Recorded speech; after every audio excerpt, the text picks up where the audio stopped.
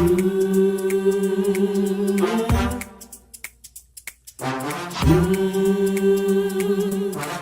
talk to God.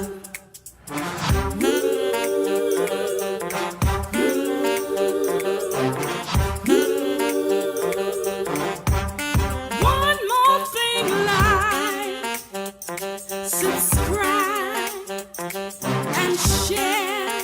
Come on, let's talk to God. Woo!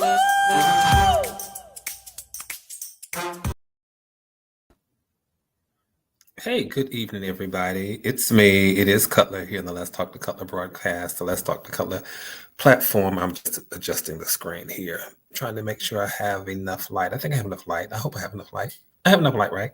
Um, but hey, it is the 2nd of April. It's the 2nd of May. It's not the 2nd of April. It is 2nd of May.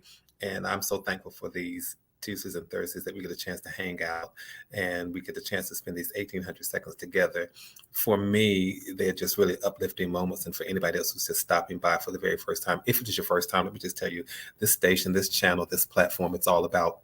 Oh, thank you, T. Cutler says the lighting is fine. Just letting you all know that if anybody's stopping by for the very first time, this platform is about inspiration. It's about motivation. It is about challenging ourselves to show up better tomorrow than we did today. It's about looking at ourselves today to make sure that we showed up better today than we did yesterday. And as I've been saying this year, it is also about pushing ourselves to that place where we now try to show up our best selves, even in the worst of situations. I don't know about you all, but that's what I really want to do. When life throws me lemons, I want to be able to make lemonade. When life throws me curveballs, I want to be able to knock a home run, or at least to make it to first base. I want to show up my best self, even in the worst of situations. I want my character to shine. I want my integrity to glow. I want all of the goodness that is within me to stand up and make me be me, even in the worst of situations. I hope you all want that as well. So that's what this station is all about. That's what this platform is all about. There's enough negativity and pessimism and all that stuff on other channels and other media sources, but not here. Here we take the chance to take a moment to challenge ourselves. I want to say thank you for being with me wherever you've allowed me to come into and share this 1800 seconds with you. Thank you so very much. I will shout out the LTCC VIPs in just a moment, but I just wanted to get that thank you out. And I want to invite people who have not done so to go ahead, and if you have not already done so, go ahead and subscribe. Just go ahead and subscribe. And when you subscribe, click on the notification button, because it lets you know whenever I've gone live, like I'm live now. It also lets you know whenever I have uploaded new content, as I would do after this broadcast. This will become new content, and I want to make sure that people get that. But thank you for just sticking with me and being here and being a part of this platform and being a part of this family. As much as I find myself on this end talking, I also find myself receiving the wonderful comments and the emails and the messages and the things that you all put in the chat. I really find those uplifting. I want to talk this evening about how to find peace in the process, and I'll tell you all why I want to talk about that in just a moment. I was listening to a friend of mine. Well, let me shout out the LTTC VIPs. That way you don't think that I've forgotten you, as someone thought I did previously. But listen, the LTTC VIPs, or the Let's Talk to Cutler VIPs, very important people. Of course, everyone is important, but this is just the way that we have friendly competition and friendly fire, that sort of thing, to make sure I always take a look to see beat me into the chat room. Who got over there and started talking before I did? So I want to do a shout out to Annie Cutler, who says, get aboard, let's ride. T. Cutler says, good evening, all. Happy Tuesday. And then Hattie Boone, who says, good evening, everyone. Good evening to all of you all, and welcome to the month of May. By the way, if anybody is celebrating a birthday this month, happy birthday to everyone who's celebrating a birthday in the month of May. I think I missed some of the birthday shout outs previously, but I did see your emails, and I hope that I finally got around to doing a birthday shout out to all of you. But again, happy birthday to all of the May babies and the May births. What else is going on? A lot is going on this month, and I'm excited about it. But I want to talk about how to find peace in the process. Previously we chit-chatted about just being able to smile. We talked about the different kinds of smiles and how helpful and how therapeutic it is to smile. I shared an article with you all that I'd read online, and I've been thinking about our conversation with respect to smiles and how it makes you feel good when you allow what's deep down on the inside, the joy to just spring up like a well from within. And that's what the smile finally does. The smile is the manifestation of that well of water that's just bubbling up within you. And it finds its way coming to the surface, and it causes you to smile. And the smile has a way of lifting you emotionally above the place where you otherwise would be. It has a way of empowering those around you to join this positive vibe, as the young folk would say. It also has a way of spreading sunshine and lighting an otherwise dark world. So there's something about the ability to smile. There's something about the willingness to smile, because again, smile doesn't just come from involuntary nature, but it comes from sometimes a very deliberate and intentional act on our part. I've decided I'm going to smile. So one of the things that I just mentioned when we were talking about smiling is that there are times when you have to find peace in the process, peace in the midst of what you're going through, peace in the middle of chaos, peace in the middle of life being life. And I'm going to talk about that for just a moment. How, Cutler, do I find that peace? I was having a conversation with a friend of mine just last week. And you all know I only have 1,800 seconds, so I'm just going to keep on going. But tell me on a scale of 1 to 10, with 1 being not so good and 10 being relatively good, how good are you, or 10 being excellent, how good are you at finding peace in the midst of chaos? How good are you at finding peace in the midst of chaos? Do you never find peace? Do you sometimes find peace? Or do you most of the time find yourself being able to center and settle yourself even in the midst of chaos? So on a scale of 1 to 10, how good are you at finding peace in the midst of chaos? I want to talk about that because I think it's so very important if we're going to challenge ourselves, first of all, to be our best selves, even in the worst of situations. It is important that we are, for the most part, in control of our outbursts. We are in control of emotions. One of the things that I sometimes find most offensive is when people allow their emotions to get the best of them. Sometimes I find that offensive when people allow their emotions to get the best of them, especially when it becomes a practice and you just can't say to me, oops, that just happened one time. I just let my emotions get the best of me. Oh, I'm so sorry. But when you always do that, that's always you. I'm looking at the numbers. You're rating yourselves. I see 8s and 5s and 7s. But sometimes, do you all know people who just let their emotions just go on? And every time you turn around in the midst of a challenging situation, they're cussing people out, they're fussing people out, they're giving people a piece of their mind, they're being negative, they're spewing out venom, they're doing all this sort of stuff. And they do it all the time. And after they do it, then they come back and they want to offer this apology, or what looks like an apology. They want to cower or offer this fake sense of humility. And you almost want to say to them, but you do it all the time. You do it all the time. It's one thing for your emotions to just suddenly get you, but when you do it all the time, come on.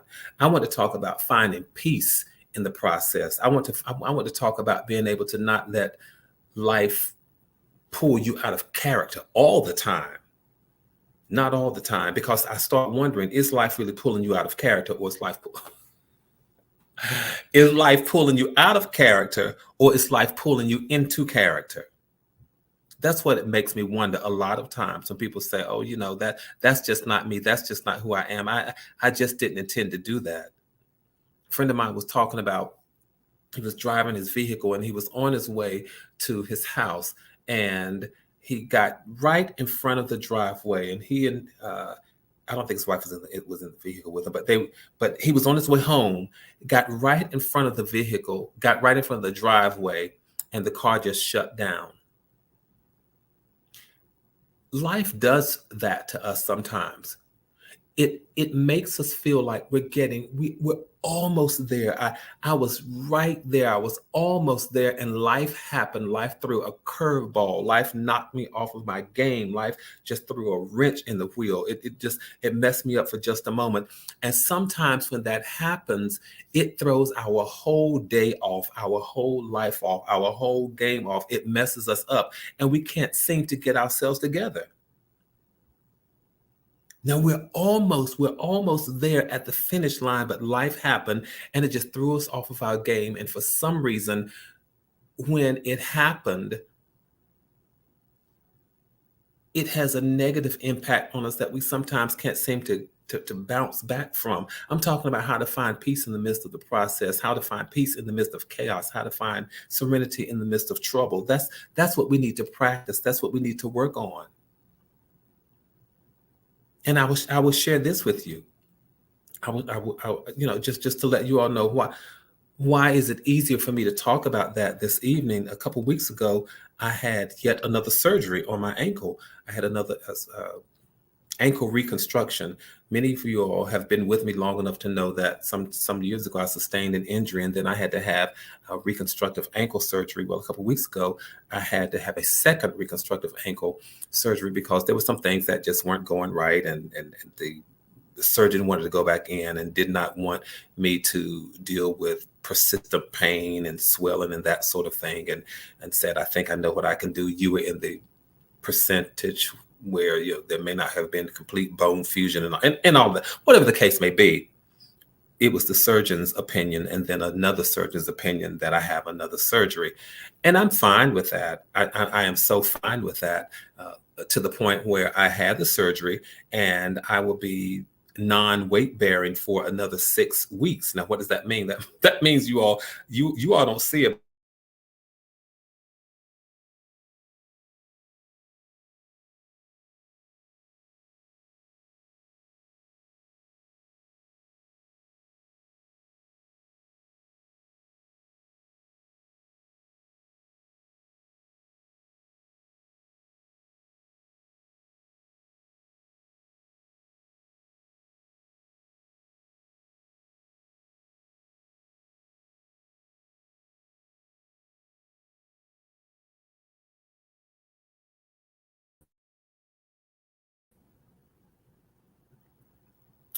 All right, I think I am.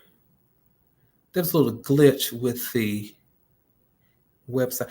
Please let me know if you all can hear me. That was Linda says what happened. I think that was on my end here. There was a glitch with the internet. Just let me know if you all are still with me. I am back. So you all let me know if I'll give you all a few seconds to respond and let me know if you are with me. You're probably thinking, oh my goodness, he just told us that. Okay, good. You all were probably thinking, oh my goodness, the man just said he had surgery and all of a sudden he must have tripped and he must have fallen over something. But I promise you, that's not what happened. I was telling you all that a couple weeks ago, I decided to go through with a second surgery on my ankle, and I'm riding around on a scooter and crutches, but all is well. It really is. All is well. It just means for the next 6 weeks. And I tend to be a very good patient. When the doctor says do or don't do something, I'm really compliant.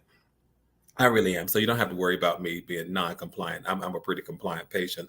But the point that I was making was that sometimes life just throws us a curveball. Life just throws us a lemon, and we have to deal with it. You have to deal with it. You have to learn how to play the cards. You have to learn how to play the hands that you've been dealt. You have to learn how to hit the balls that you've been pitched. You just have to learn how to handle this. The bottom line is, I'm talking about how do we find peace in the process, no matter what you're going through. How do we deal with it? So really, that is the impetus of the conversation that I'm having this evening. Because while I'm dealing with this, so many of us are dealing with so many things, and I'm not throwing that out for a sympathy vote at all. I'm really not. But I'm just highlighting the fact that many of us are dealing with many things. Some things are in our control. Some things are not in our control. So I want to talk about how, Cutler, do we find it possible to have peace in the midst of chaos, to have peace in the midst of struggle, to have peace in the midst of problems? How do we do that? Can I say that a lot of times it's a matter of perspective, it's a matter of mindset, it's a matter of how you look at things, and it is a matter of how you respond to the various stimuli and the things that are happening in life. It's a matter of perspective, yes, but it is also a matter of how we respond, you all. And I want to talk about how we respond, as opposed to the person who's always given in to their emotions and then want to come back and say, "Oh, I'm so sorry. That's not what I intended to do." Well, possibly that's what you intended to do. So I want to talk about it. In the midst of problems, one of the things that I encourage us to do is to sometimes take a break. Give yourself a chance to take in the things that are happening in your life. So step back and take a break. A lot of times when we are in crisis, we can be in crisis mode, y'all, and we don't even know it. But when things are crowding your mind and when things are happening, give yourself a chance to take in the things that are going on around you. Take a break when you can. I understand it's not always feasible, Cutler, for me to take a break. It's not possible. But when you can take a break, please take a break. After my surgery, I took a break. I took a whole week off. I took a week just to do nothing, a week to just recalibrate, a week to think about how, let's see, it's not what happened to you, but it's how it is how you respond. Absolutely. Because when I'm telling you, when I had the surgery, I took a week off. I took a few days, but then I said, no, let me just take the whole week off because I need to recalibrate. I need to think about how am I going to navigate? How am I going to get around? How am I going to eat? How am I going to bathe? How am I going to do all of this kind of stuff? So I had to take a moment to take in the things that were happening. And we have to do that. I'm really offering this advice, you all, from my personal experience, for me just being very transparent, even with what I'm going through now. I had to take in what's going on. How am I going to stand? How am I going to brush my teeth? How's this thing going to work? Am I going to sit on the scooter? Am I going to stand with one foot? What am I going to do? I had to take in what was going on. Because it was my determination, and I'm determined to be a good patient, to do what the doctor says. No weight on the foot for 8 weeks. Well, my foot may not have any weight for 9 weeks. And then sometimes you just have to stop and think. You have to go into a place of meditation to just help bring peace. And you have to think about positive things. You have to think about things that center you, things that ground you, things that remind you that you can make it, that you can get through, that you can overcome, that you can survive, that you can thrive. You just have to meditate on those things. It's not woe is me. So when the doctor said stay off your foot for 8 weeks, you can't put any weight down on your foot for 8 weeks, I didn't think, oh my God, so that means I can't do something. I can't do that. I had to go to that place and say, all is well. All is well. It's okay. I'm just going through the process. All is well. It's 52 weeks in the whole year. I just need to be non-weight bearing for 8 of those. I'm good. I'm okay.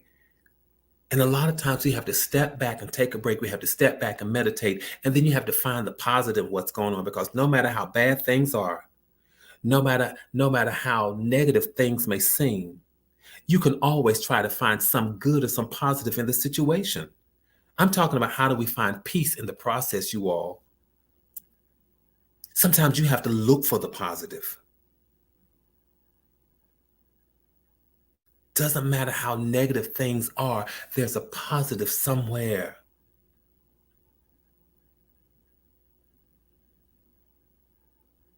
So that means I'm what? I'm looking for the silver lining. I'm looking for the light at the end of the tunnel.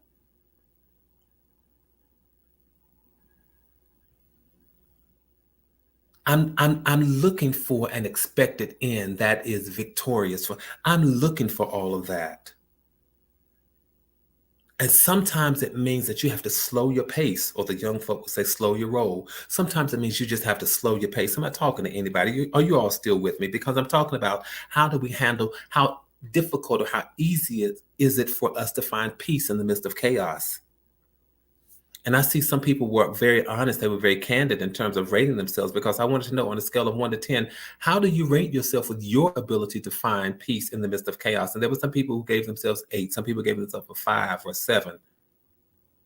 This is important. If we're going to show up our best selves, even in the worst of situations, I know we can do it. I know every one of us who are on this chat tonight, we can do it. I know those who would catch the replay. I know we all can do it.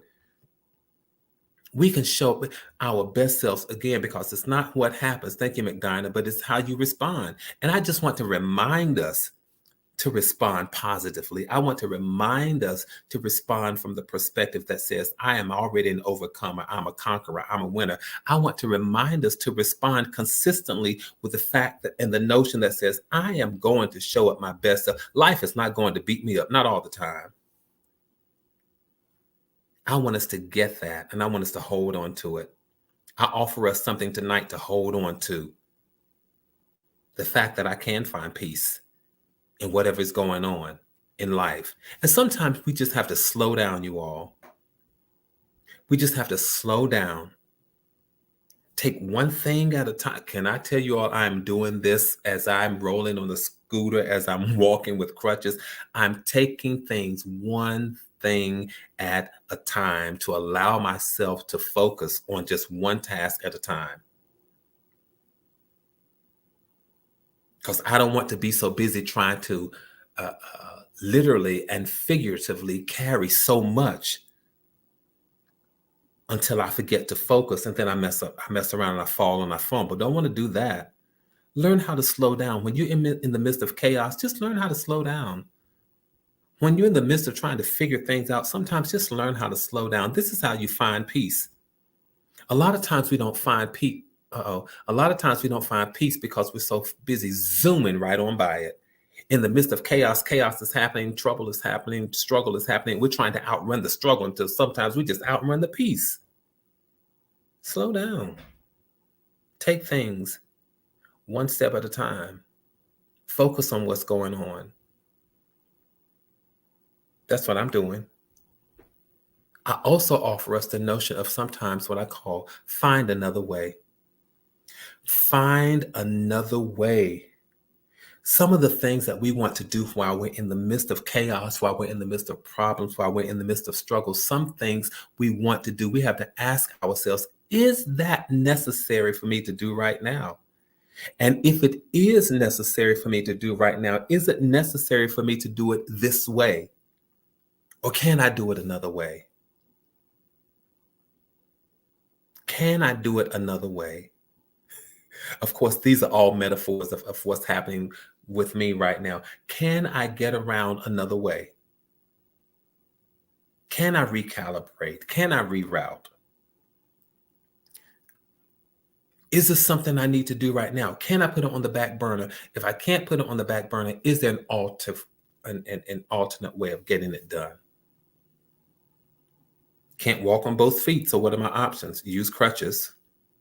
Sometimes my upper body gets tired and my underarms get tired from the crutches, so use the scooter. Sometimes my back gets a little sore, my foot gets sore from standing on the foot, so then what do? Sit down. Find another way. And I trust that I'm not oversimplifying life or oversimplifying anybody's challenges or anybody's problems or hurdles, because that is not my intention. That's not my desire. My desire is for us to just think, can I do this another way? Or do I have to do this right now? So that I can find peace in the process, because a lot of times peace comes from just overcrowding and overloading our minds and overloading our lives. Is there something I could put on the back burner for now? Find another way. And here's something that you all ask yourselves. Ask yourselves, are the people dragging me down while I'm in this? While I'm going through this? Who am I listening to the wrong advice? Am I listening to the wrong people? Am I allowing different people to speak to me who don't necessarily speak from a perspective of positivity? So when you're going through trouble, when you're going through struggles, you cannot allow people to drag you down and pull you down.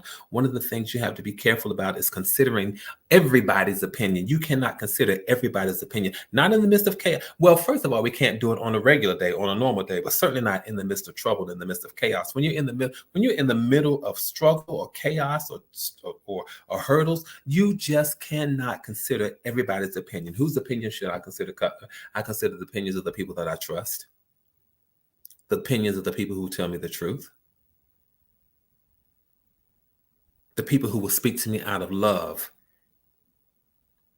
because it may not be what I want to hear, but it might be what I need to hear. But they know how to deliver it in such a fashion that I am receptive and open to it because of who they are and because of how they deliver.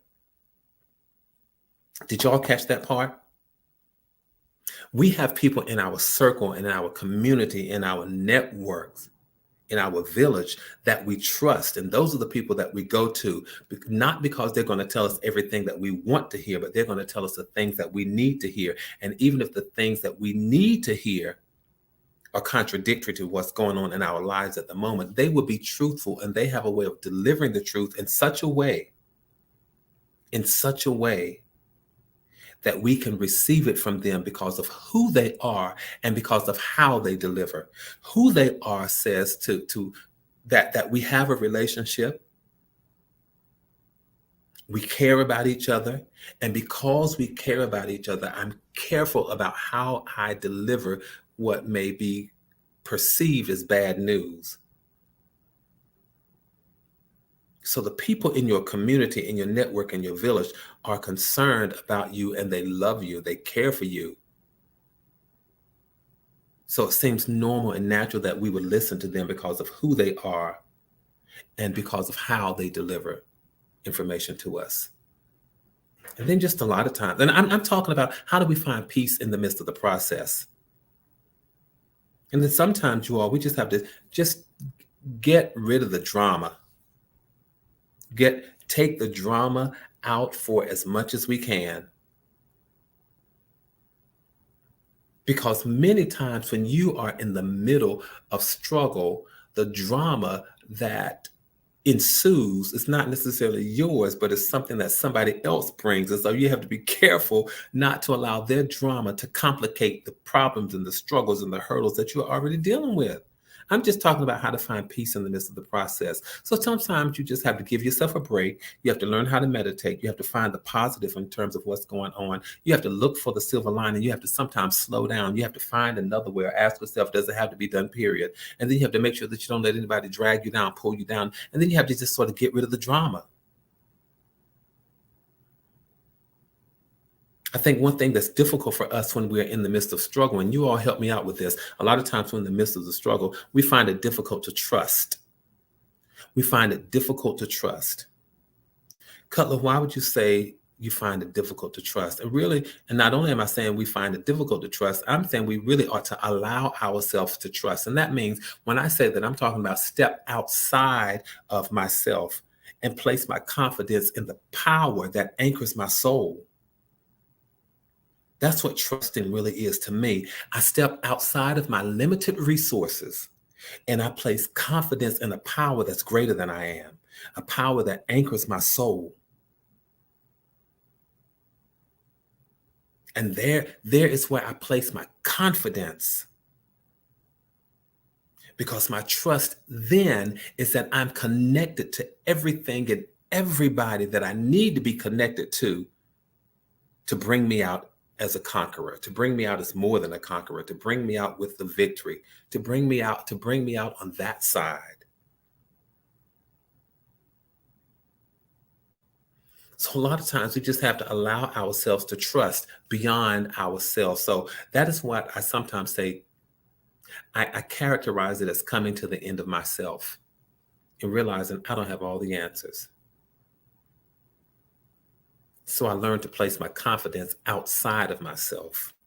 And again, for Cutler, I'm placing my confidence within a power that anchors my soul. And I trust that then I'm connected to everything and everybody I need to be connected to. And so because I'm able to trust, then I can exhale and I have peace. I'll share one or two more you all here because something else that I do, I make sure that as I'm going through, I ask myself, what am I learning? What am I learning? What will I learn these next 8 weeks while still dealing with crutches and a scooter? What will I learn these next 8 weeks? What am I going to learn? It is my hope. It is my hope, and we'll come back, and I want you all to challenge me on this. It is my hope that at the end of 8 weeks, I will have learned that what looks